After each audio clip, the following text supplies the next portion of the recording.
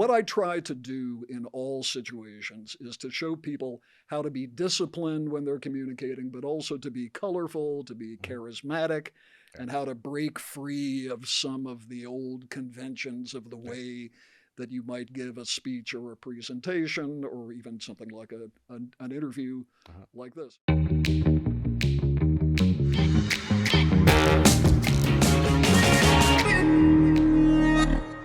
Hello and welcome to the Mayman Show. We are coming to you from our studios in Riyadh, the Kingdom of Saudi Arabia. And our guest today has been gracious enough to pass by our studios during a business trip. He's flown all the way from Washington, D.C. He is a renowned media trainer nowadays and had a previous life as a White House correspondent. Bill Connor, thanks for making the time to be here in our studios. Hassam, hello. Thank you very much. I'm a big fan of the show. I've been watching you for the past couple of years. It's one of the best sources for keeping on top of what's going on in this incredible country these days. Well, thanks for the plug-in. You know, I'm very bad with compliments, but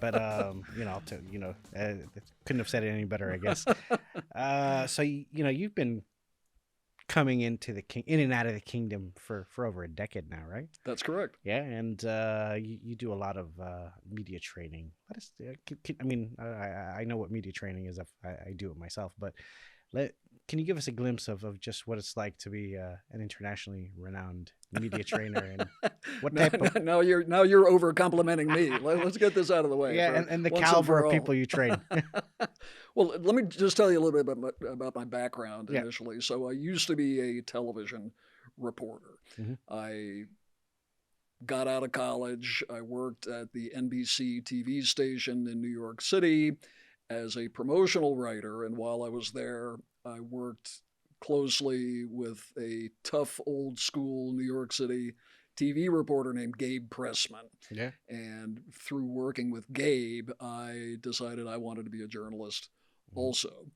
And so that's kind of how I gravitated toward journalism. And also because I've always been interested in everything and I like asking questions. Yeah. Very inquisitive. I think so. I mean, a lot of people are, but I love learning about a broad range of different kinds of things. So obviously as a journalist, you get an opportunity to do that. So got my master's degree in journalism, became a TV reporter. My first job was in a little TV station in Iowa, in Sioux City, Iowa. Yeah. I was there for a while. I was then an anchorman and a reporter in Portland, Maine. Ah, nice. And then for the last few years of my career, I was a White House correspondent. I was the White House correspondent for a group of ABC TV stations around the country. So I was one of those guys, one of those people out on the White House lawn every night doing live reports for various stations around the country. And so from that, I moved into media training. I figured out that I enjoyed showing other people how to communicate even more than I enjoyed just doing it myself. Right. So media training means that I work with CEOs here in Saudi, some ministers, different kinds of leaders to show them how to handle themselves and to tell their stories more effectively when they're doing an interview like this. Okay. And also speeches and presentations and panel appearances. So I work with them on preparing the content, the words and maybe the images they might use if it's a presentation, but also the elements of performance and delivery. Okay. What should I do with my hands? How should I think about my body language? Yes. How should my voice be? How should my vocal pacing be? All of those kinds of all things. The things that I shred and throw away when I do this interview. Well, that's why you're so good at this, because you're so authentic. I mean, you're not trying to be some kind of broadcaster or something like that. Yeah, you should see my old reports when I was a broadcaster. See the difference. Yeah. Okay. And so you've done this around the world.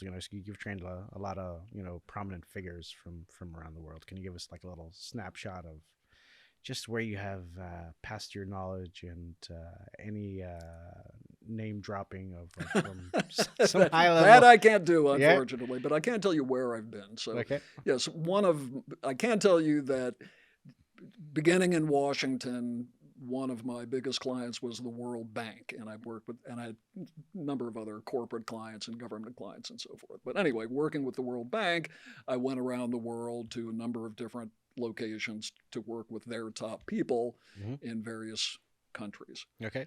How I came to Saudi is as follows. In 2012, I was at a conference in Washington, D.C., and this very nice gentleman named Ahmed Al-Sultan Al-Amri. Ahmed passed away, unfortunately, a few years ago. But anyway, Ahmed walked up to me, and he introduced himself, and he said, would you be interested in coming to Jeddah to work with my CEO and the executive team at my corporation? And I said, that sounds fascinating. I would love to do that. And fast forward these 13 years now, I've been coming to Saudi every 6 weeks or so, probably been here, I don't know how many times, 70 times, something like that.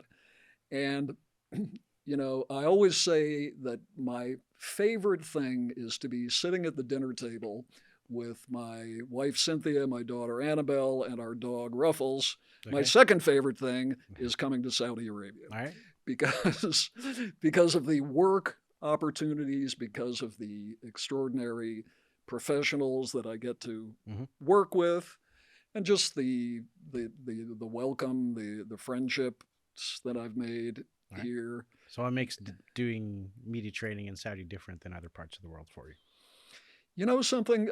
I'm pleased to report that my style, which I suppose is a very American kind of style, has been really embraced here. I mean, they keep asking me back, so I think I think the clients are reasonably happy. I mean, what I try to do in all situations is to show people how to be disciplined when they're communicating, but also to be colorful, to be charismatic, and how to break free of some of the old conventions of the way that you might give a speech or a presentation or even something like an interview like and then this. You show them this one and you say, this is what not to do. This? No, not at all. I have one Saudi CEO client who said to me, Bill, I don't want to be one of those stiff official kind of people, you know, boring the audience to death and just being incredibly serious and sort of to a kind of an unnecessary extent. And like so a robot kind of, you know, like you don't really feel like you're talking to a human or having a human pass those messages to you. So it doesn't resonate that well. So many people in leadership think that because they're talking about something that's really important, you know, whether that's Vision 2030 or their own particular business or whatever it happens to be, they think that they have to be very serious. Their whole demeanor has to be kind of, this is business or this is moving this country forward. And we are, right, exactly. And I tell them that to me, I think it should be just the opposite. I think you have much more credibility. You certainly have a lot more charisma if you permit yourself to relax and to feel passionate and to feel happy about what is usually some pretty positive messaging that you're delivering. I mean, you think about what's going on in this country right now, the extraordinary growth and development and innovation and this incredible collective feeling of moving forward with purpose. I mean, it's good news. Okay, I mean, so you just previously mentioned that you know, during your days as a correspondent, you found out that you loved teaching people how to deliver their messages rather than you delivering the message to the audience. What did you enjoy about that element, and which led to you starting your 3 Media Consultancy? Well, don't get me wrong, I loved being a journalist. There's nothing like getting the information first and the excitement of doing that, and then being the messenger to lots of thousands of people, whatever there's it happens a certain adrenaline rush that you get from doing it. Absolutely. But to be honest, the adrenaline rush began to interest me less and less after a certain period of time. There were other things like my wife and I were trying to start a family. Your time is not your own when you're a journalist. And so I wanted to do something kind of entrepreneurial and kind of set my own course. And so that's how I moved into media training. And there's nothing more satisfying than working with a really smart person who is maybe not very self-confident about, and so I'm talking about, a CEO or a minister or somebody like that, who in public you would think is a master of the universe and has nothing but self-confidence. Yeah. But believe it or not, a lot of these same kinds of men and women feel nervous about speaking in public or about doing an interview like this. So it's very satisfying to show them how to build their self-confidence and how to get to the point where they, oh my goodness, they actually enjoy. Most people hate public speaking, Yeah. but if you can get yourself to the point where you actually enjoy it, that's the secret. All right. And so in the world of media training, the curriculum and approach is kind of the same with slight little twists and variations. What makes your approach different? Well, the easy answer to that is you should ask my clients that, but Okay. I guess it's because I try very hard with every client to become very knowledgeable about what they do, about Okay. their particular industry or their particular area of focus Expertise, yeah. first, just doing my homework. But I'm good at asking questions. I'm good at coming up with probing kinds of questions that help sort of bring people out and develop their messaging. So I guess it's that. There are a lot of terrific media trainers here and around the world. I work very closely here in Saudi with a gentleman named Dr. Majid Al-Ghamdi. It's a leading Saudi media trainer. Sometimes we'll do projects together, and he'll do it in Arabic, and I will do it in English. Okay. My Arabic is very limited. Okay. I know important words like kebsa and that's all you need to know. And how do you say football again? Is it it's Kurat al-Qadam? Yeah, Kurat al-Qadam. Yeah. Okay, that's it though. Okay. I mean, well, you got the most popular sport down, most popular dish. You're good to go. I don't think you really need to do anything. I'm just saying. I'm on my way. Good. All That's right. right. Okay. Anyway, so yes, so it's I guess what I like to think differentiates me is my very, very personal approach. It's not a cookie cutter kind of thing with every client. It's different. I try to tailor it very carefully to exactly what they're all about. All right. I mean, fair enough. I mean, that's when I've trained a couple of executives when I'm like roughly around 30. I kind of thought. So you're my competition. I didn't realize. Well, not really. I don't really media train anymore, but I will if someone asks me to. But I always like to give like a little personal spin on it based on my experience and being a news anchor and a presenter and covering live on the spot and just one of the things I think this as well is it's not how you fumble when you speak, it's how you pick yourself up right afterwards. Absolutely. We're all human, you're not gonna get it perfect all the time. That's a really interesting observation, right? Yeah. And that's what I try to share with my clients. If you're giving a presentation and you're nervous, or if in the middle of the presentation, as you're saying, you forget where you are or you stumble or whatever, in most cases, the audience wants you to succeed. The audience is not sitting there. They're not against you. Right. Yeah. So people ask me, what are some of the best ways to relax and to be more self-confident in public speaking?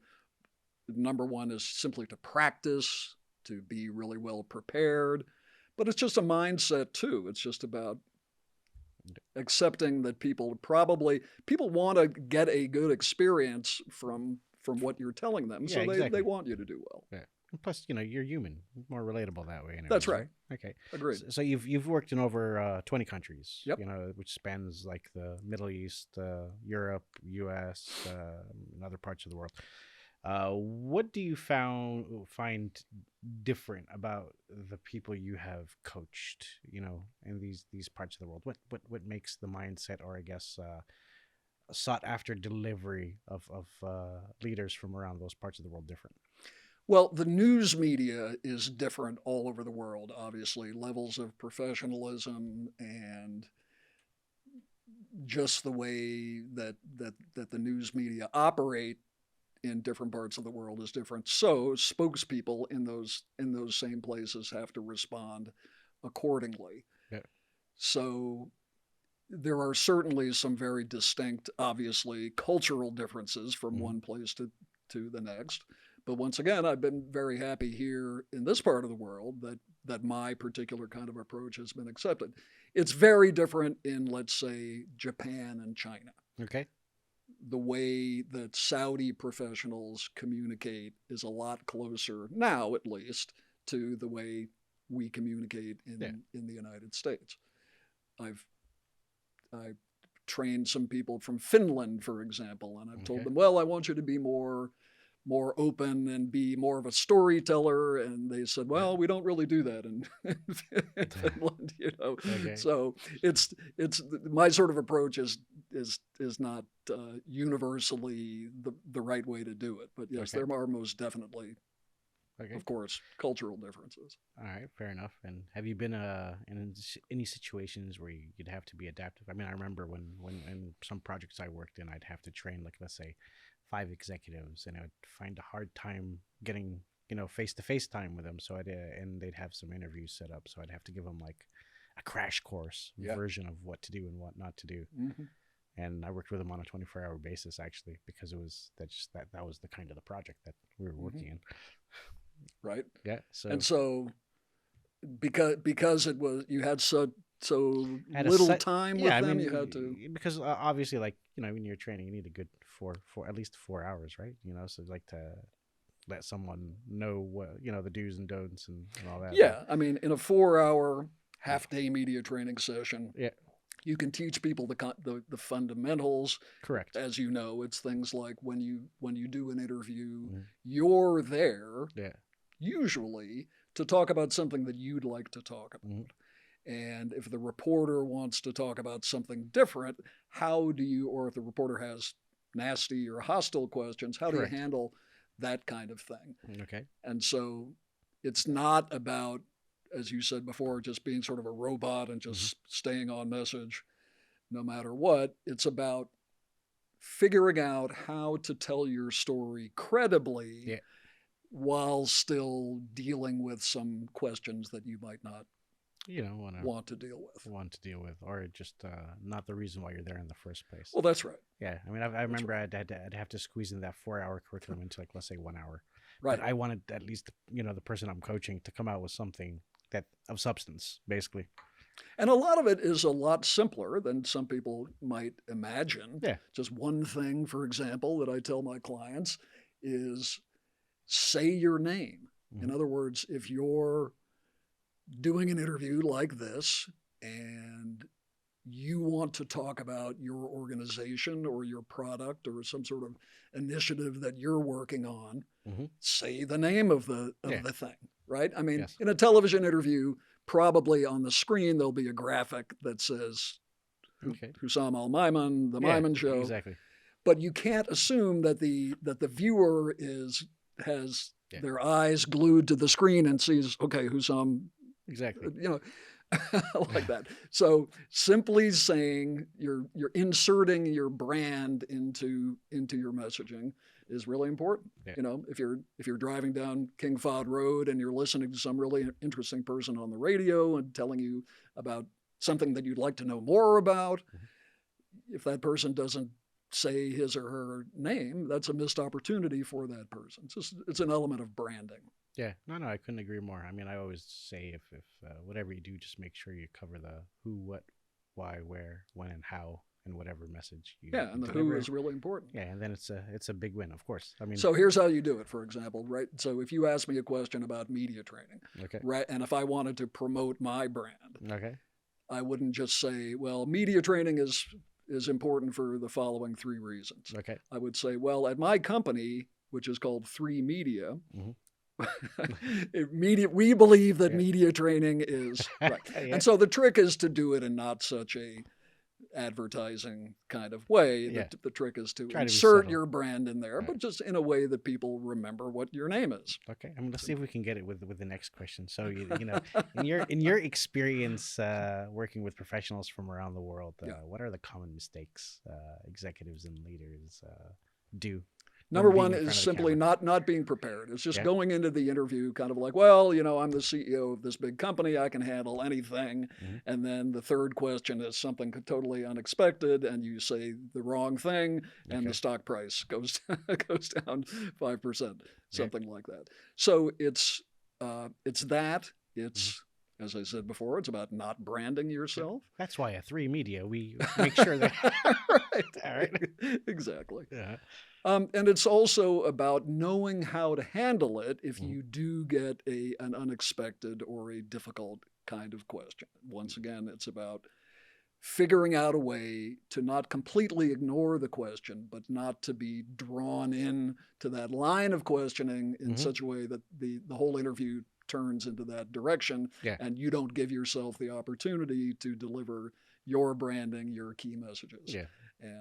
and so forth. So I'd say the biggest mistake is not knowing how to do it beforehand. I've worked with quite a number of people before they got media trained, Okay. and they said, "Oh my goodness, I walked into this situation and I had no idea what was going to happen. Mm-hmm. It was a disaster." Okay. So it's about preparation. All right. Yeah. There's an old joke, Hassan. You're familiar with New York City. Yeah, of course. And of course, the center of New York City is Manhattan. Mm-hmm. There are 5 boroughs in New York City. Manhattan is the one that most people know. And in the center of Manhattan, there's a very famous performing arts center called Carnegie Hall. Yeah. Very famous in the United States. So Mhm. the joke is, so one guy is walking along 57th Street across town, and another guy walks up to him and he says, "Excuse me, do you know how to get to Carnegie Hall?" And the guy says, "Sure, practice." All right. Terrible old cliche Yeah. joke, but that's what it's all about. All right. Okay. Okay. And so you've been coming in and out of the kingdom for over 10 years, which is basically a span where you've witnessed the kingdom pre, Vision 2030. Yeah. And now during. What was what expectations did you have when you first came here, and did they shift when you saw the launch of Vision 2030 and all these projects stemming from the vision, from in various sectors, from entertainment to tourism to culture to heritage to you name it? Well, I'm to what you see probably is today. I'm probably the millionth person from the United States or Europe or what have you to come here and to be immediately surprised by what my preconceptions were and what the reality was. Okay. Just, as I said before, the warmth of the welcome, the friendships, the delicious food, the beautiful landscapes, all of those kinds of things. But obviously, they had you at Capsa, right? Yeah, me at Capsa. Okay. And but it's certainly since 2012. I mean, just the development, the physical. Riyadh, for example, coming in from the airport 12, 13 years ago, it looks very, very different now. The trees, the greenery. Yeah. It's just literally a much more colorful place. It's a much more sort of open kind of place now. And as I said, just this sort of collective spirit of moving the country forward is really invigorating. Okay. And with all this accomplishments and advancements and world-class events and everything, how do you believe basically being media trained plays a factor, especially when you're dealing with the international media world, who have a selective narrative when showcasing or when talking about any news item that comes out of the kingdom? I think some inroads are being made in that regard, slowly but surely. Yes, it's disappointing still in 2025 that a lot of these old misconceptions about this country still persist.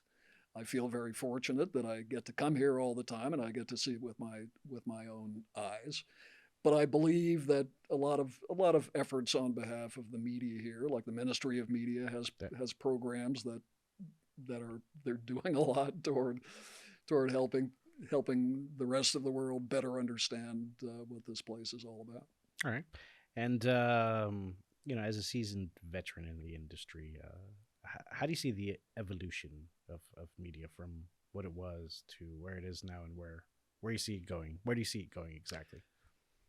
If I were a younger person thinking about a career in media these days, Yeah. you have to do a lot more than I did when I first started. And I was a broadcast journalist, and so I when I started, I needed to know how to shoot video and edit video, and how to write a script, and how to appear on camera, all of those kinds of things.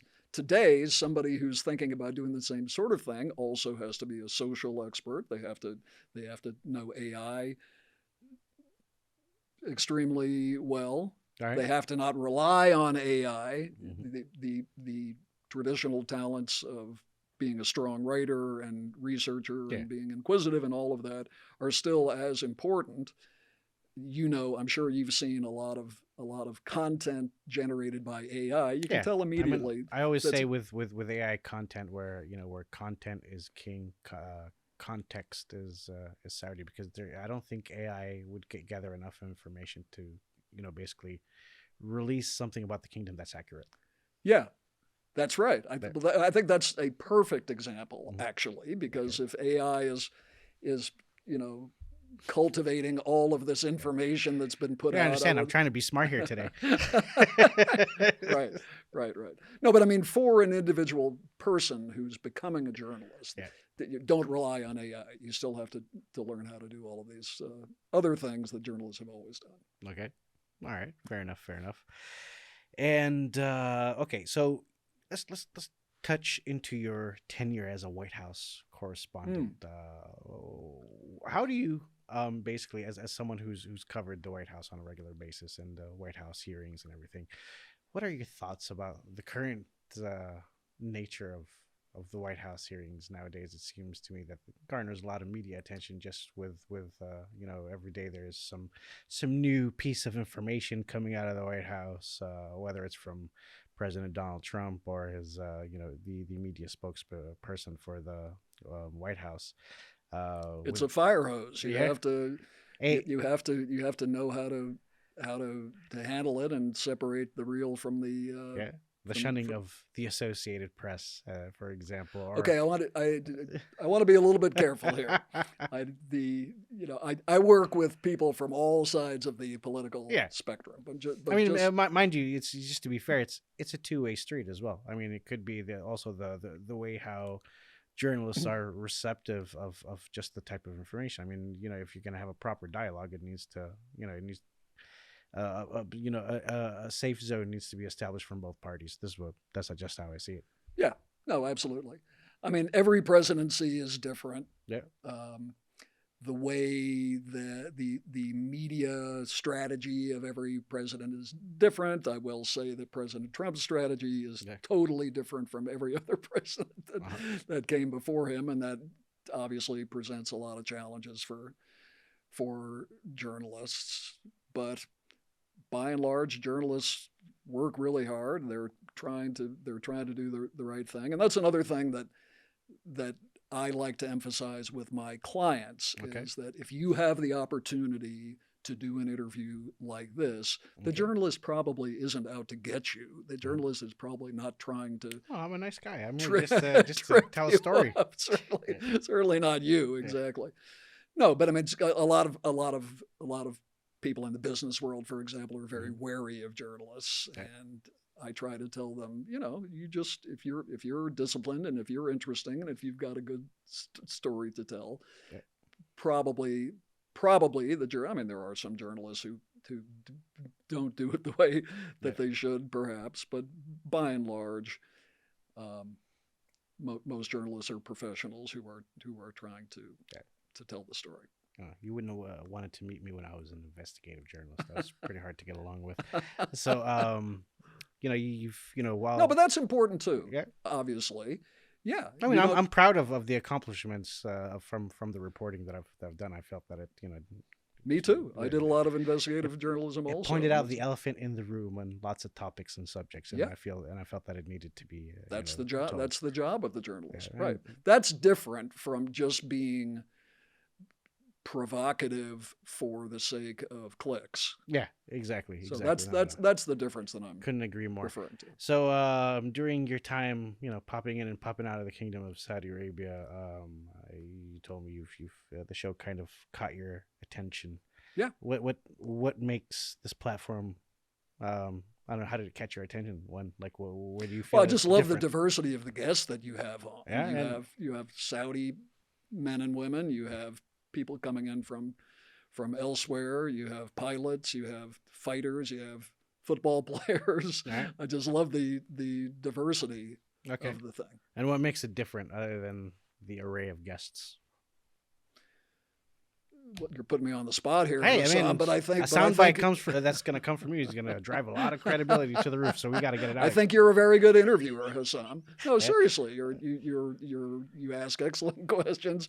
You're very charismatic. You have a lot of fun. You relax. I feel totally relaxed talking to you now. I don't feel like I'm on the spot right now, and so that's a real talent.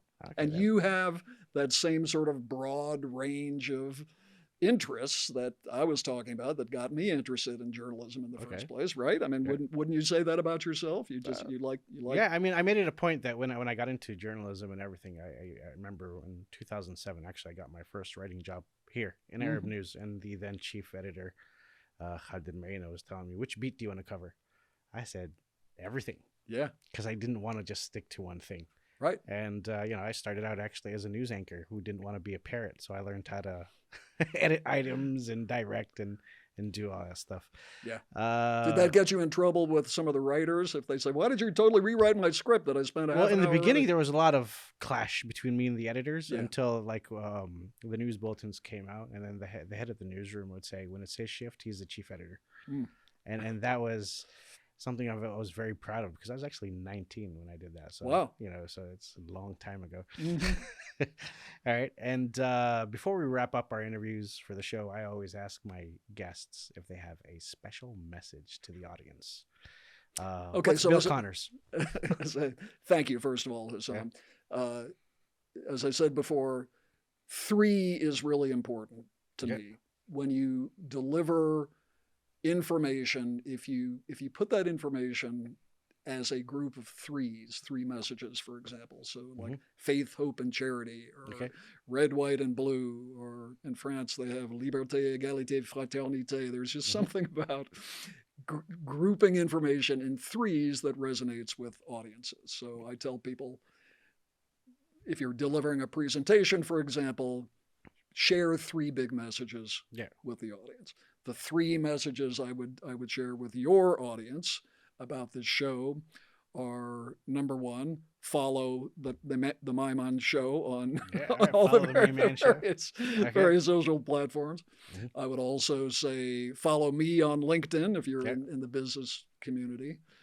And I would just finally say that don't be afraid of public speaking. Public speaking, whether that means doing an interview, speaking at a conference, speaking up at a meeting within your own organization, it really will benefit you and your organization.